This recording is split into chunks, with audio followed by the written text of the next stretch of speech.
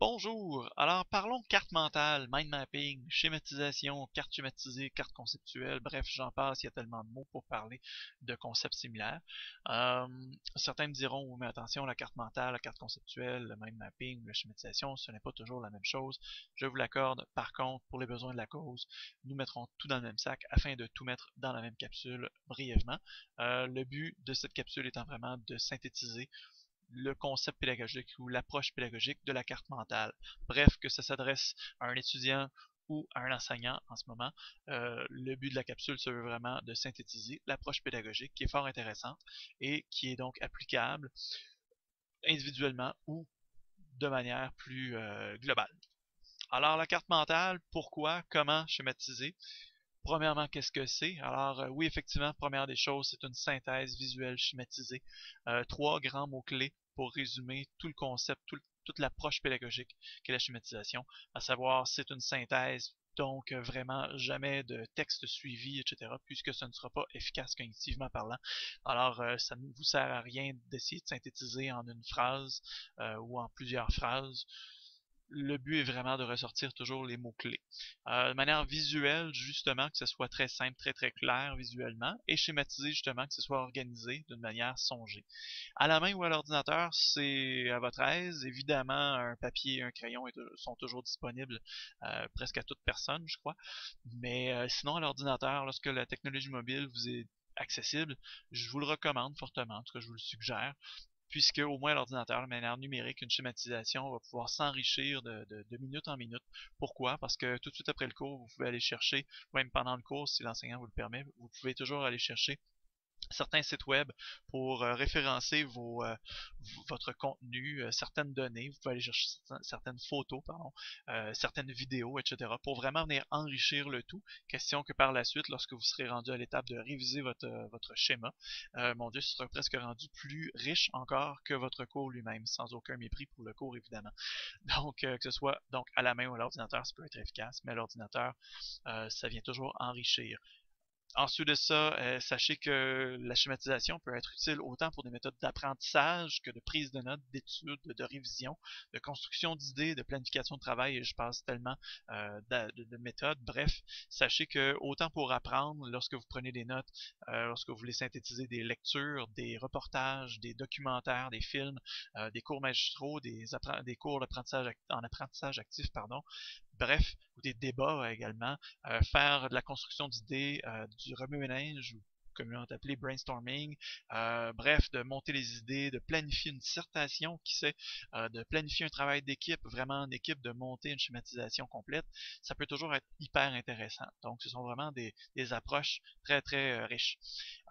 Je précise seulement également que il ne s'agit pas de la saveur du mois, donc il ne s'agit pas d'une mode pédagogique, il s'agit seulement d'une approche pédagogique qui a fait ses preuves depuis les années 80-90. Et je dis 80-90, même si vous trouverez toujours des enseignants qui ont peut-être pratiqué dans les années 70 et 60, qui vous diront potentiellement, écoute, moi-même, j'en ai fait, on nommait pas ça de ce nom-là, mais on en faisait de temps en temps. Ben effectivement, ça se fait un peu depuis tous les temps, mais somme toute, c'est devenu une approche pédagogique plus euh, formelle, si on peut dire, et popularisée énormément dans les années 90 et 2000, surtout par les pays scandinaves, bien que ce soit développé partout dans le monde.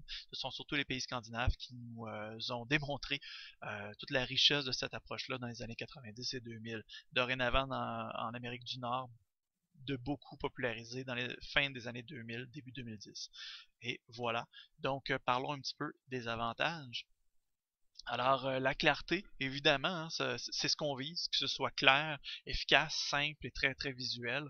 Donc, de manière très visuelle, grâce entre autres aux couleurs, aux traits, hein, le plus gros, des traits plus foncés, plus larges, plus étroits, etc., plus longs. Jouer avec les couleurs selon les domaines, selon l'importance, etc. Ajouter des symboles, ajouter des photos et compagnie. Les modifications qui sont hyper faciles, que ce soit sur papier, que ce soit de manière numérique, vous pourrez évidemment supprimer ou ajouter de manière très très facile sur papier, que ce soit en biffant ou en effaçant, en ajoutant des bulles entre deux. Ça peut toujours être très très facile, très très efficace. Et évidemment, de manière numérique, ben là, il y a rien de plus facile. Donc, vous supprimez, vous en créez de nouvelles, etc. Tout se tasse automatiquement. Et vous pouvez justement modifier, amener des suppléments hyper riches. Donc, voilà. La simplicité, autant dans sa création, son édition, que dans sa révision, son étude, ça se veut une approche simple. Simple, donc, comme je vous dis, d'édition, mais également d'étude, de révision. Qui dit étude, dit justement méthode cognitive d'apprentissage. Donc, évidemment, la force de forcer la synthèse va forcer l'appropriation d'un contenu. Donc, ça rend le tout beaucoup plus efficace. On vient vraiment mieux mâcher les mots afin de les ressortir dans notre schéma. Alors, ce n'est pas de retranscrire tout simplement ce que l'enseignant dit, c'est vraiment de le vulgariser et le synthétiser dans nos mots. Aucune meilleure méthode que celle-ci pour réviser ou étudier ou prendre des notes. Donc, par la suite, évidemment, il y a des défis. Alors, au niveau des défis, d'abord et avant tout, je vous dirais accepter d'y croire. J'aurais pu vous le mettre en premier, là, mais bref, accepter d'y croire, c'est incontournable. Un enseignant ou un étudiant qui va me dire, écoute, je vais l'essayer un cours, là, et puis si ça ne marche pas, je reviendrai à la méthode traditionnelle. Je vais lui dire directement, oublie ça, tu vas perdre ton temps, puisque c'est simple, ça va prendre au moins un bon cours, sinon peut-être deux même, à s'habituer tranquillement pas vite à cette méthode d'apprentissage. Alors c'est vraiment de réapprendre à apprendre, hein. Donc d'apprendre à synthétiser au fur et à mesure qu'on entend, qu'on écoute, qu'on apprend. Alors évidemment, une fois qu'on accepte d'y croire, c'est de s'habituer à la fois à la synthétiser, à s'approprier cette méthode d'apprentissage et également à s'approprier l'outil informatique si vous optez pour la technologie mobile. Outils informatiques qui sont assez nombreux, je vous en suggérerai quelques-uns sous peu. Par la suite, je vous mentionne qu'il y a également, bon, évidemment, je vous l'ai dit tantôt, une pratique en place depuis des années, mais sur YouTube, un clip qui est hyper intéressant, qui est un reportage français qui s'appelle Mind Map dans le système éducatif finlandais. C'est un copier-coller, ce n'est pas moi qui ai enlevé les accents, mais donc si vous voulez tout simplement retranscrire ce titre dans YouTube, malheureusement, ils ont totalement coupé le partage, donc le partage est impossible, que ce soit dans Prezi ou dans mon Screenomatic, là, dans ma capture d'écran. Il m'est impossible de partager, donc pour respecter leurs droits d'auteur, j'ai décidé de ne pas diffuser le tout malgré tout. Alors, allez sur YouTube, visionnez le tout, c'est à peine 4 minutes, c'est hyper intéressant. Ça explique comment on a intégré le mind mapping ou la carte mentale dans le système éducatif finlandais, système éducatif qui a été et qui est encore hautement respecté dans toute sa réussite et sa splendeur. Ensuite de ça, quelques outils informatiques que je vous suggère. Premièrement, évidemment, le CMAP Tool, donc un logiciel qui se retrouve dans votre fenêtre de ZenWork. Donc, votre fenêtre qui vous propose différents logiciels sur le réseau du Cégep de Sherbrooke à déployer sur votre ordinateur. Donc, vous pourrez retrouver CMAP Tools, CMAP Tools, ça dépend toujours des versions. Donc, qui est un logiciel gratuit, soit dit en passant. Donc, vous pouvez également le télécharger gratuitement sur votre ordinateur personnel, sur votre portable. Malheureusement, non disponible sur les tablettes actuellement.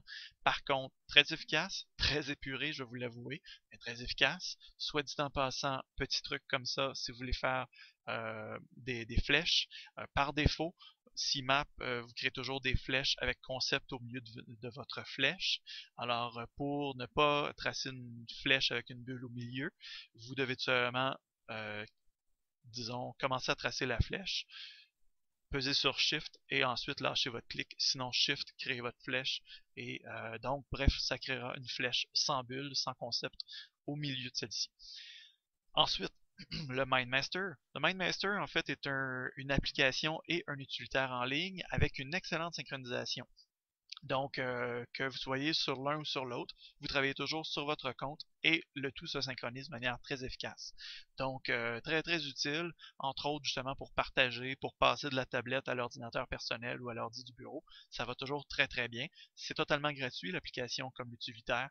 Donc, très visuel, très coloré. Par contre, moi, la seule petite faiblesse que j'ai à lui accorder, parce que j'utilise quand même régulièrement, la petite faiblesse serait tout simplement de dire que je n'apprécie pas grandement leur type de flèche, mais sinon, le reste est très très plaisant.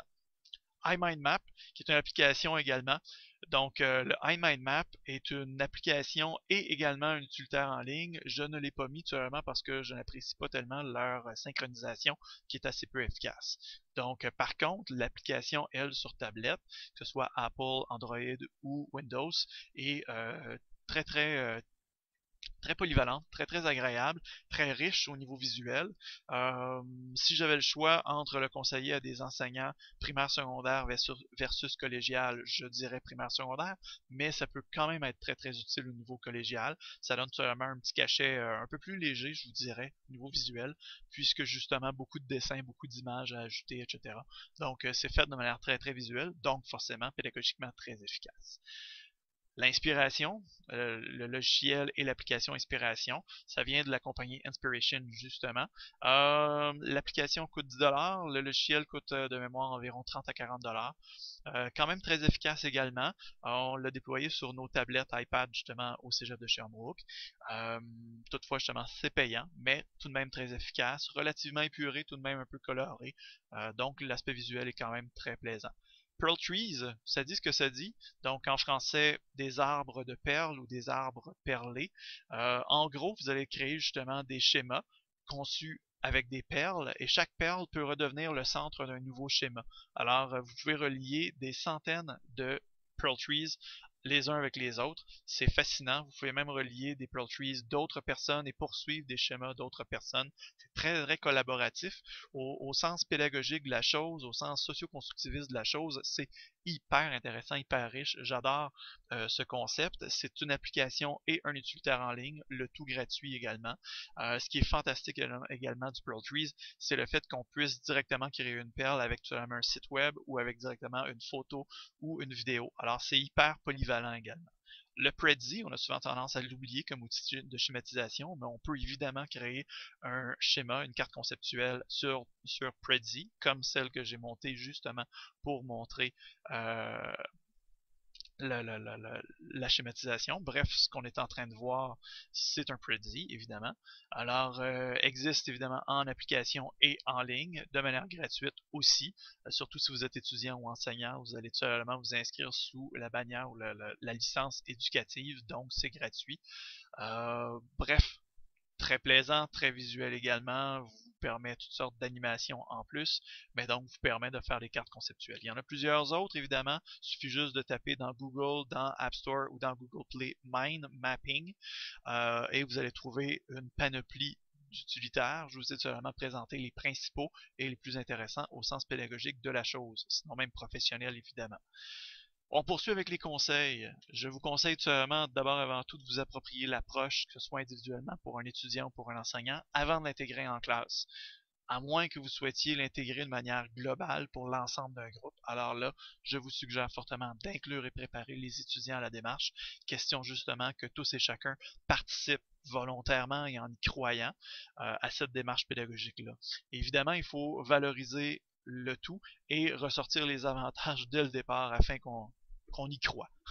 Donc voilà, donc vraiment important d'inclure les étudiants dans notre démarche pédagogique.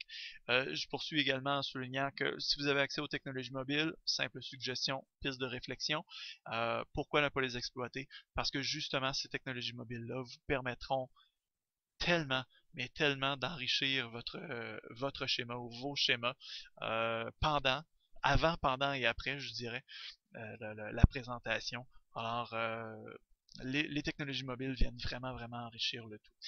Je vous le souligne, c'est hyper important comme dans toute autre TIC, comme dans toute autre technologie d'information et de communication, c'est hyper important de le souligner. Ce n'est ni magique, ni une béquille, évidemment. Euh, la schématisation, c'est pas magique, c'est pas ce qui va remplacer l'étude, ce n'est pas ce qui va remplacer un bon cours, ce n'est pas ce qui va remplacer un contenu, et ça ne remplacera jamais un enseignant, ni l'enseignement lui-même, ni la pédagogie. Bref, ce n'est ni magique, ni une béquille. Alors voilà, je vous ai résumé donc la carte mentale, le mind mapping, la schématisation, la carte conceptuelle, on l'appellera comme on voudra, mais bref, je vous ai résumé ce concept, cette approche pédagogique-là. À vous de l'essayer. N'hésitez pas en tout temps à me contacter par courriel ou par téléphone poste 5292, sinon courriel david.laplante en commercial cégeps-sherbrooke.qc.ca pour toute question ou qu'on en débatte, qu'on en discute, etc. On peut se rencontrer également, faire un petit atelier sur le tout, sur cette approche un petit peu plus en profondeur. N'hésitez pas. Merci beaucoup. Au revoir.